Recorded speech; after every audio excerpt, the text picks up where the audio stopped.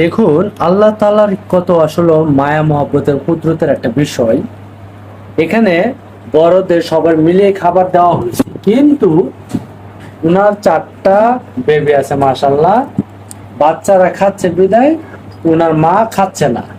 এমনকি এই পাশে যে ওনার বাবাও বসে আছে, বাবা বসে আছে খাচ্ছে না, মা বসে আছে খাচ্ছে না, মানে বাচ্চারা খাবার দেখে তারা খাচ্ছে না। আমি গতকালকে দেখলাম যে সেম একই ঘটনা।